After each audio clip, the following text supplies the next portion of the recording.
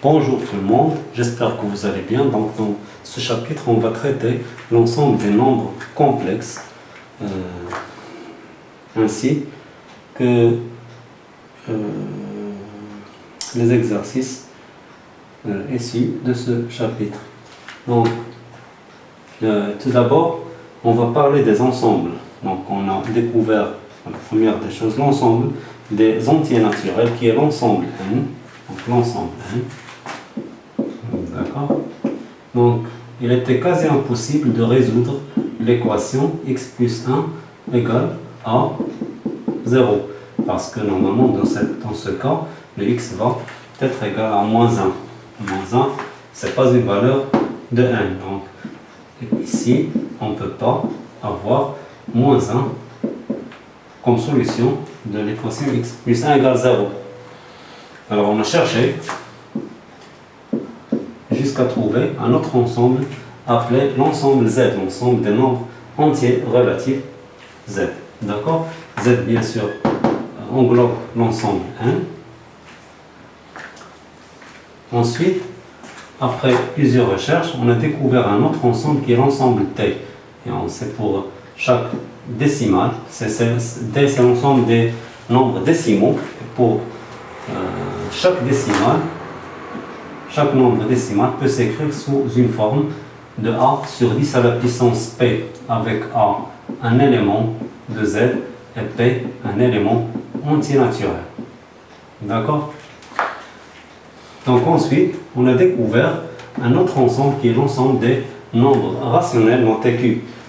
À savoir que chaque rationnel, on peut l'écrire sous une forme de p sur q, bien sûr, sachant que p est un élément entier relatif et q est un élément entier naturel non nul.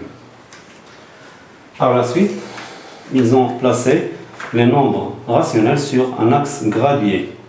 Bien sûr, les mathématiciens ont découvert d'autres nombres qui sont sur l'axe et qui n'appartiennent pas à l'ensemble q. Ce sont les nombres irrationnels. Et ces nombres irrationnels avec les nombres rationnels constituent ce qu'on appelle l'ensemble des nombres réels notés R. D'accord? Donc voilà l'ensemble R, enfin découvert après avoir connu plusieurs ensembles, l'un inclus dans l'autre. Commençons par l'ensemble N. N inclus dans Z, Z inclus dans T, T inclus dans Q, et Q à son tour inclus dans R. D'accord? Pour la résolution de l'équation x au carré plus 1 égale 0, on sait très bien que c'est impossible de la résoudre dans R. Il n'y a pas une valeur de x appartenant à R pour que cette égalité soit vraie. Ce n'est pas possible. Donc, on va admettre l'existence d'un ensemble, c'est-à-dire une autre dimension, d'un autre ensemble qu'on va appeler par la suite l'ensemble. C'est l'ensemble des nombres complexes, mais contenant un élément i non réel, c'est-à-dire n'appartient pas à R, et qui vérifie bien sûr i carré égale à moins 1 pour que cette équation ait une solution dans l'ensemble C. Alors, x au carré plus 1 égale 0 aboutira à x au carré égale à moins 1, c'est-à-dire que x au carré va avoir la valeur i carré, donc x égale à i. I, attention, n'appartient pas à R, mais i appartient à un certain ensemble qu'on va noter, l'ensemble C, l'ensemble des nombres complexes. Donc cette équation admet une solution unique dans l'ensemble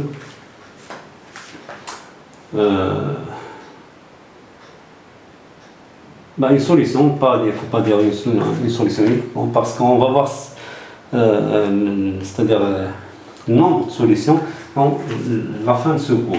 D'accord? Donc ça, c'est en général. On va effacer tout ça.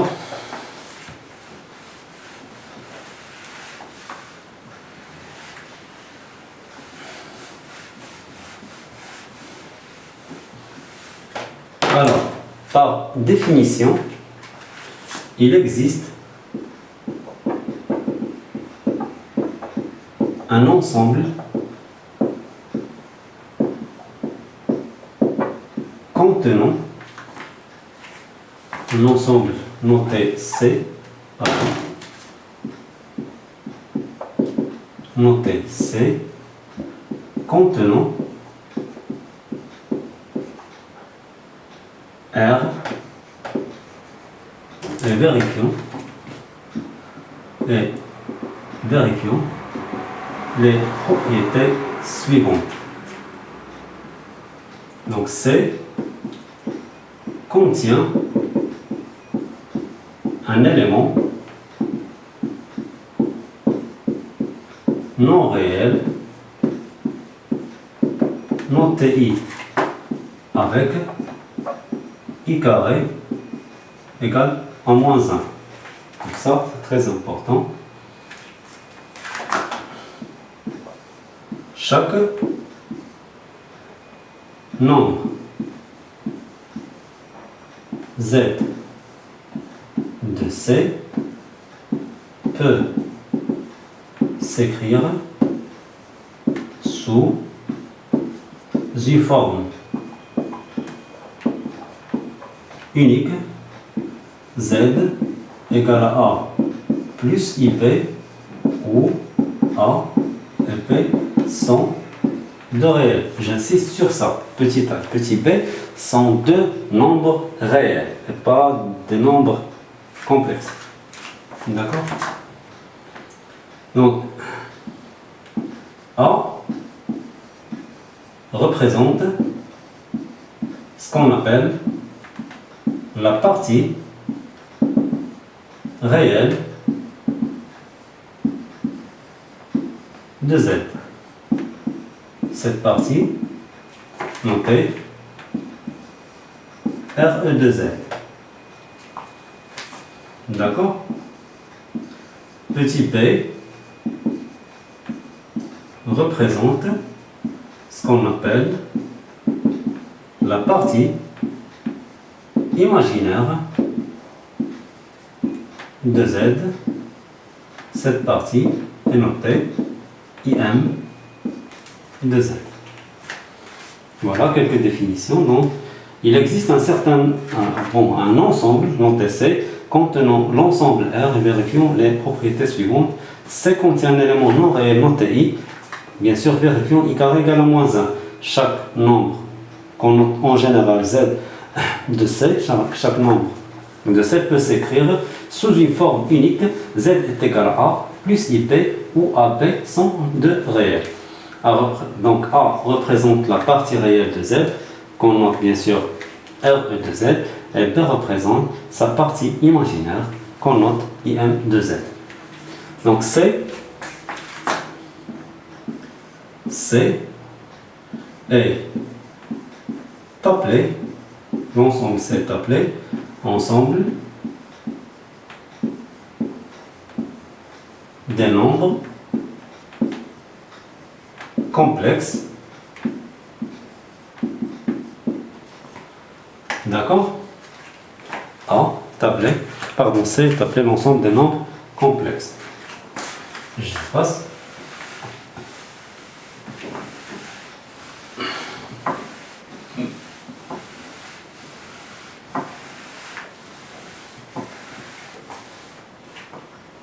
Voilà, on peut écrire C est égal à l'ensemble des nombres qui s'écrivent sous la forme A plus IP, sachant que A et P sont deux réels. Ça, c'est l'ensemble C. C'est bon?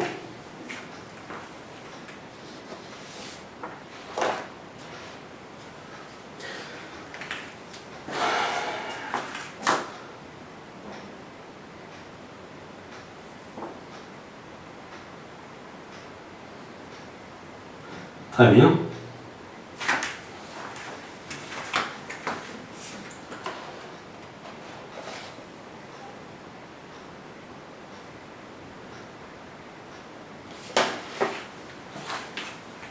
Alors, l'écriture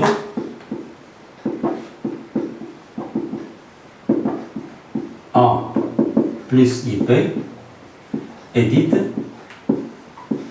forme, pardon, édite,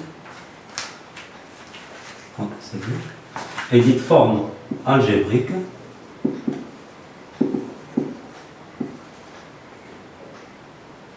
de Z, à savoir que Z est égal à plus IP avec A et P sont deux réels. Très bien. C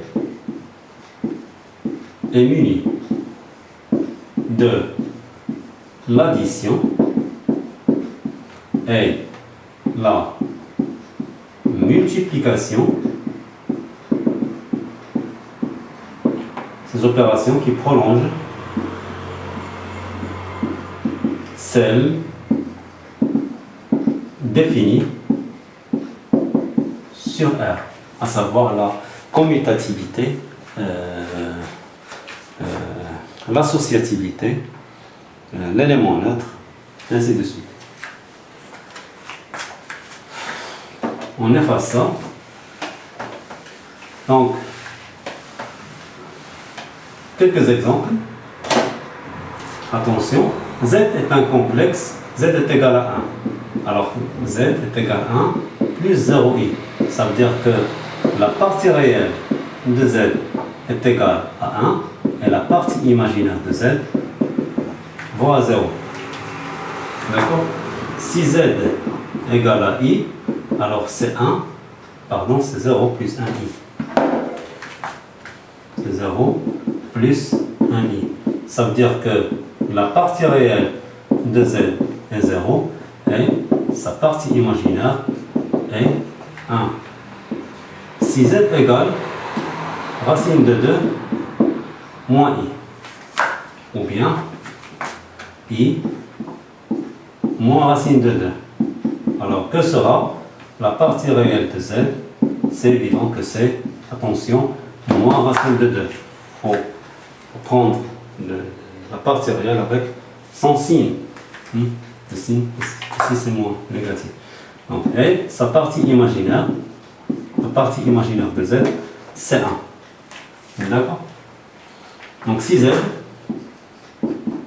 est égal à 5 moins i racine de 3, ça veut dire quoi? Ça veut dire que la partie réelle de Z est égale à 5 et la partie imaginaire de Z est égale à moins racine de 3.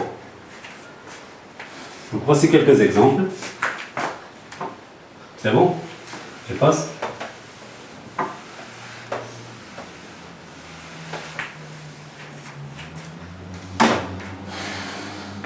Alors,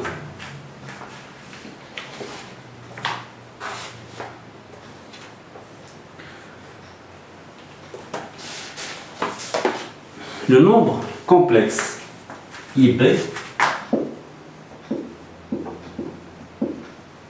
le nombre complexe IP est dit partie, pardon,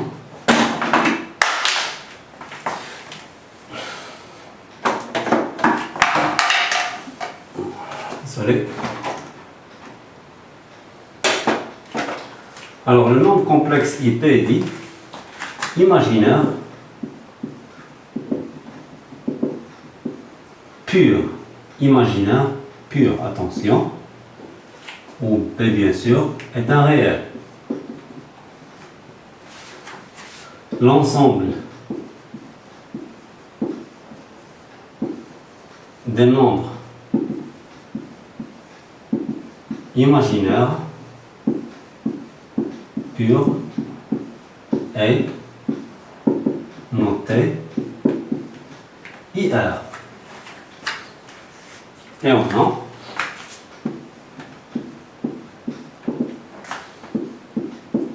IR est égal les nombres qui s'écrivent sous la forme IP avec P, un élément réel. D'accord, attention, l'ensemble IR est inclus dans C, pas l'inverse. chaque élément de IR est somme d'un élément de C et pas l'inverse. D'accord? Alors, propriété, c'est bon, j'efface. Donc on efface.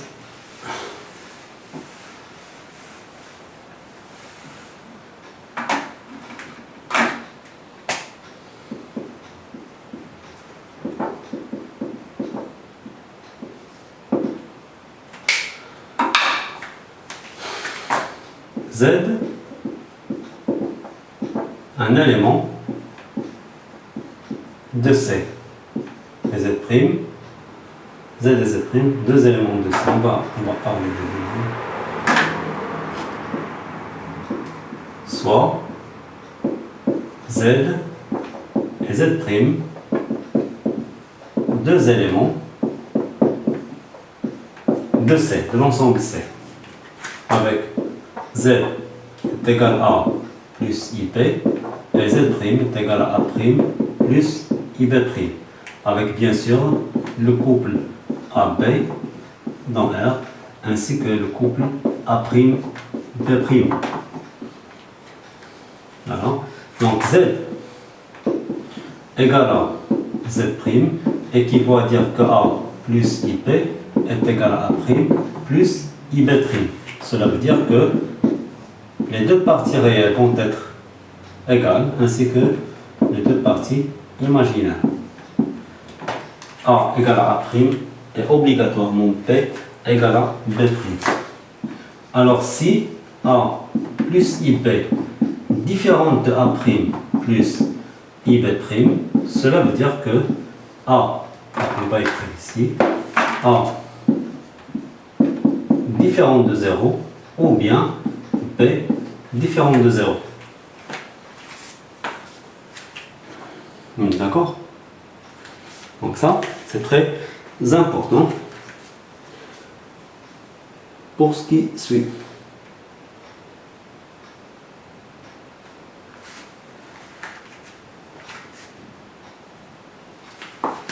On efface.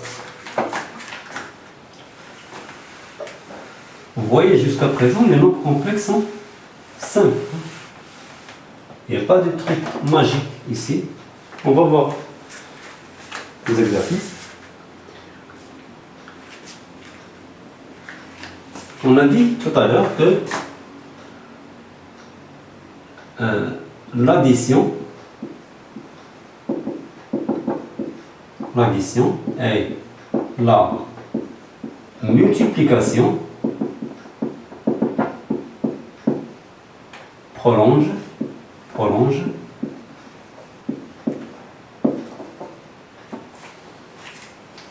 les mêmes propriétés définies dans R.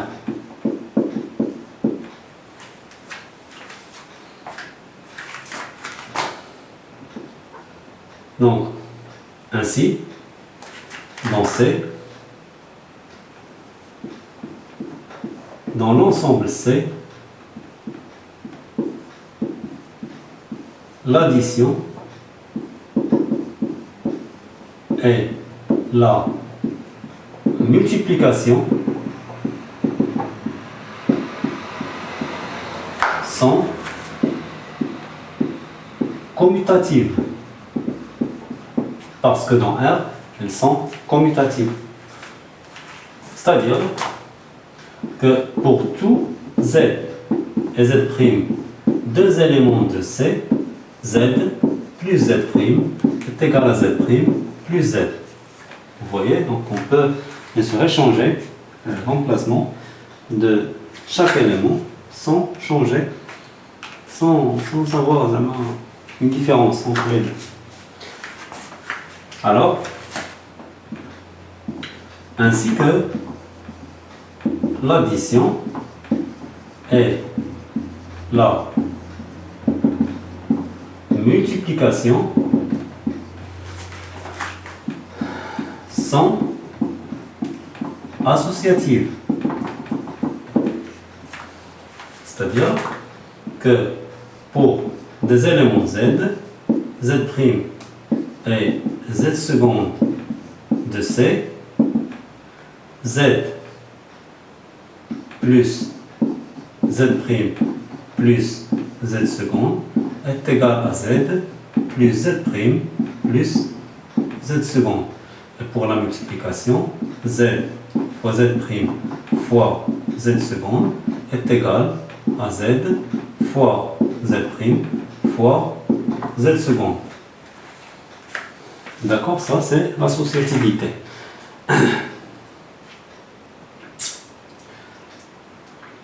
Très bien.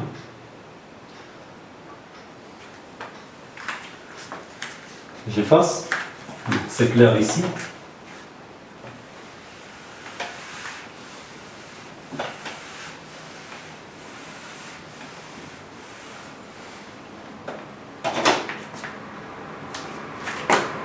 Dans C aussi,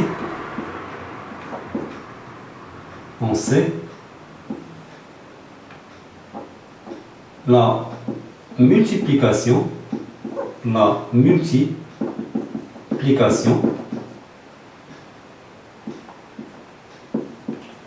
est distributive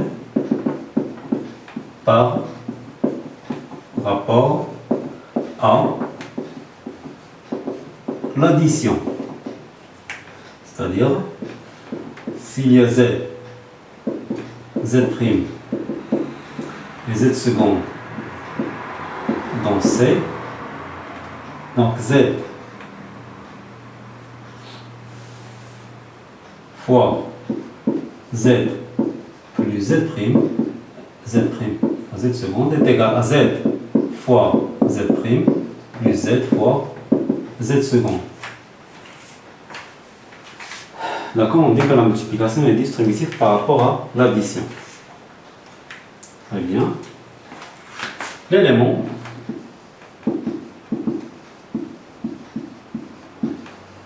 neutre pour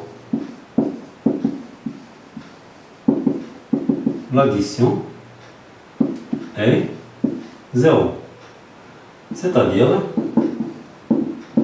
quel que soit z, un élément de C, 0 plus z est égal à z plus 0 est égal à z. Donc si on rajoute 0 à n'importe quel complexe, donc on ne va pas changer, on ne va rien changer. Donc, voilà, on dit que 0 est l'élément neutre pour l'addition. Donc l'élément neutre pour la multiplication, vous allez le deviner, l'élément neutre pour la multiplication est 1.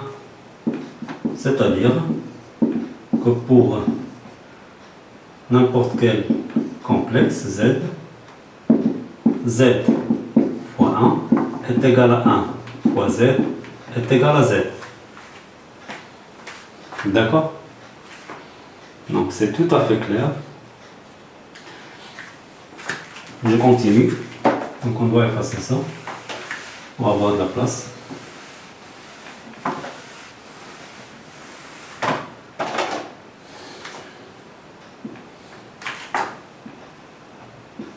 Chaque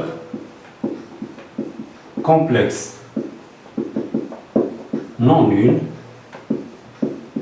admet un unique inverse. D'accord? Donc, Z appartient à cette étoile. Donc, on a Z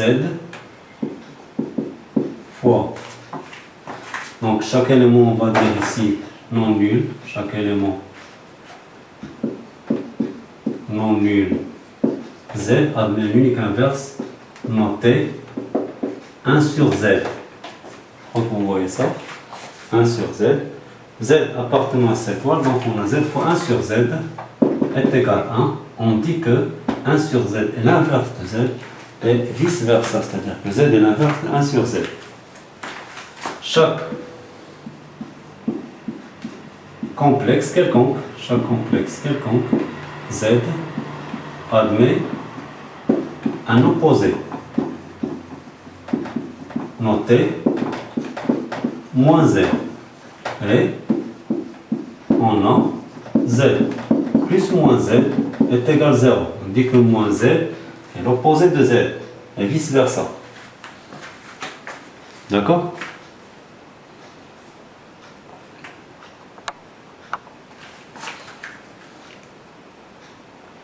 Je crois que c'est clair. Voilà.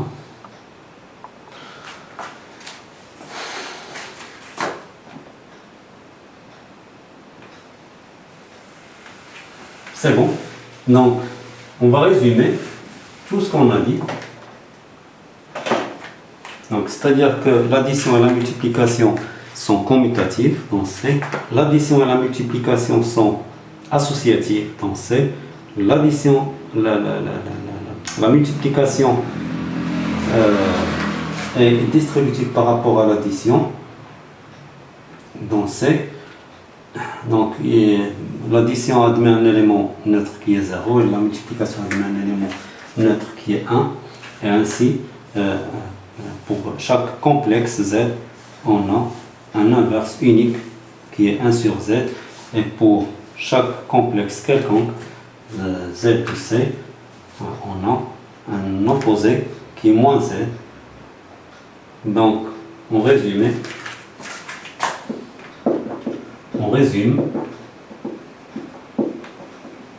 toutes ces propriétés en disant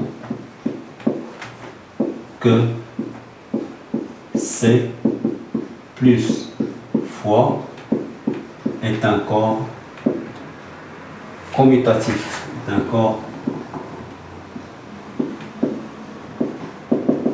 commutatif. D'accord? Parce que R plus fois C, il est un corps commutatif. Donc, pourquoi? Parce qu'il vérifie toutes les propriétés dont on a parlé. C'est bien?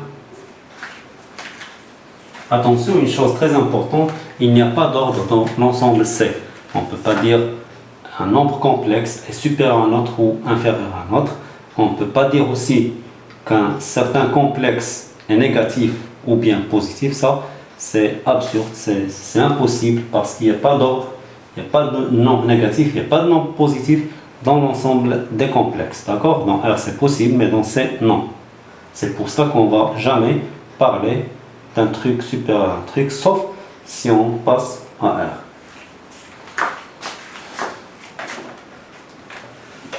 Très bien, pour ça, donc tout est clair. Alors, on va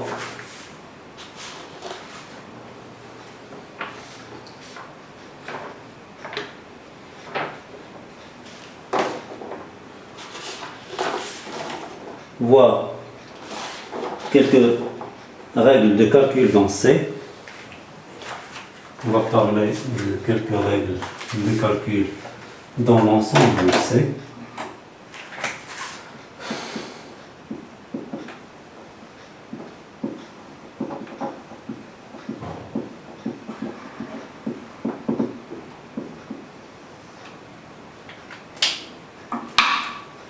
Alors c'est simple, la règle de calcul c'est simple.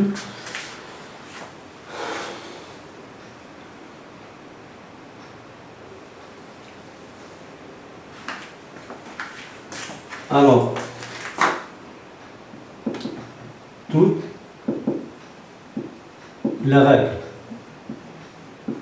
de calcul dans le corps commutatif R plus fois sont valables dans le corps commutatif C plus fois. C'est très important. Donc, ainsi, z à la puissance 0 est égal à 1. Z à la puissance 0 est égal à 1, soit n en entier naturel. Donc z à la puissance 1, c'est z. Z au carré, c'est z fois z. Z à la puissance n plus 1, c'est z à la puissance n fois z. Donc ça c'est tout à fait clair, c'est évident. Donc pour un entier naturel n et p de n, on a z à la puissance n plus p est égal à z à la puissance n fois z à la puissance p. D'accord? Donc on connaît très bien ça. Alors, concernant les identités remarquables,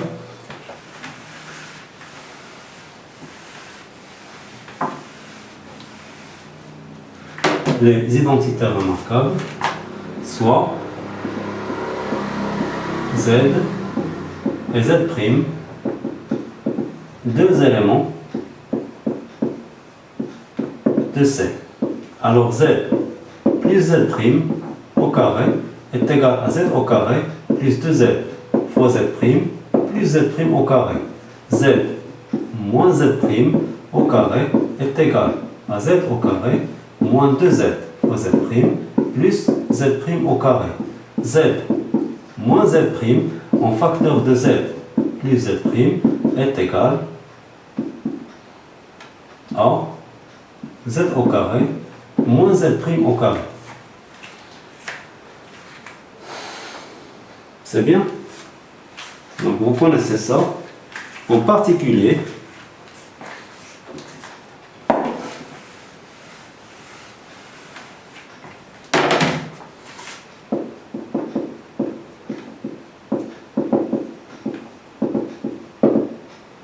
A plus IP au carré, avec bien sûr A et P, sont deux éléments de R. J'insiste sur ça. Alors est égal à carré plus P carré, pardon, c'est moins P carré, plus 2 I AP. D'accord? Ça, c'est l'identité remarquable numéro 1. Normalement, si on développe, on va obtenir ce résultat. Alors A moins IP au carré est égal à A carré plus B carré moins 2I fois AP.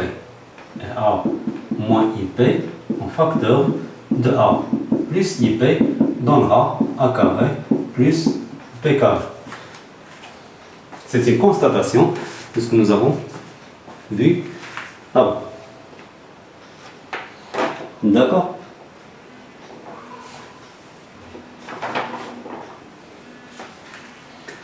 J'efface.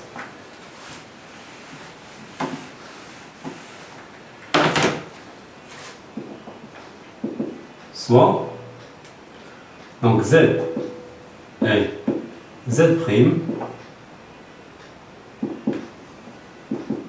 deux éléments de C.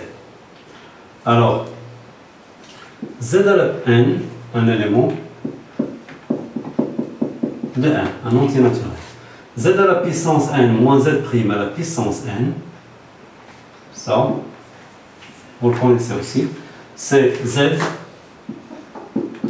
moins Z' en facteur de Z à la puissance n moins 1, d'accord, plus Z n moins 2 fois Z', plus Z à la puissance n moins 3 fois Z' au carré, plus des points de suspension, jusqu'à plus Z au carré fois Z' à la puissance n moins 3, plus Z fois Z' à la puissance n moins 2, plus Z' à la puissance n moins 1. Donc ça, premier terme, deuxième terme, troisième terme, n moins 3 termes, n moins 2, énième terme.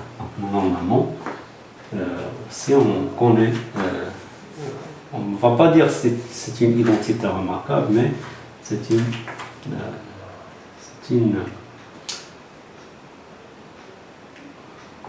une règle de calcul qu'on doit connaître. D'accord? En particulier, si on remplace le z' par 1, ça donnera z à la puissance n moins 1, parce que 1 aussi à la puissance n. Donc ça donnera z moins 1 au facteur de z à la puissance n moins 1, plus z à la puissance n moins 2, plus z à la puissance n moins 3, plus des points de suspension, jusqu'à plus z au carré, plus z, plus 1. Donc ça, c'est une constatation de la règle précédente. C'est bon?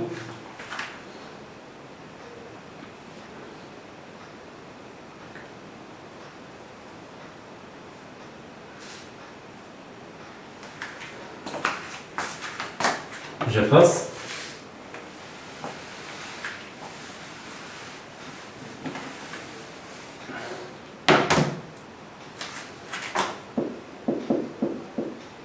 Formule du binôme. La formule du binôme, je pense que quelques-uns parmi vous la connaissent. Donc c'est z plus z' à la puissance n. C'est une règle aussi. Z plus z' à la puissance n, c'est sigma dk égale à 0 jusqu'à n. Sigma dk de cnk. Z à la puissance n moins k fois z' à la puissance k. Donc normalement, c'est ce qu'on appelle la formule du binôme.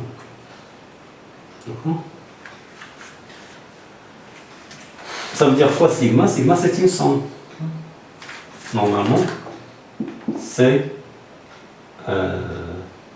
si on commence par 0, c'est C0n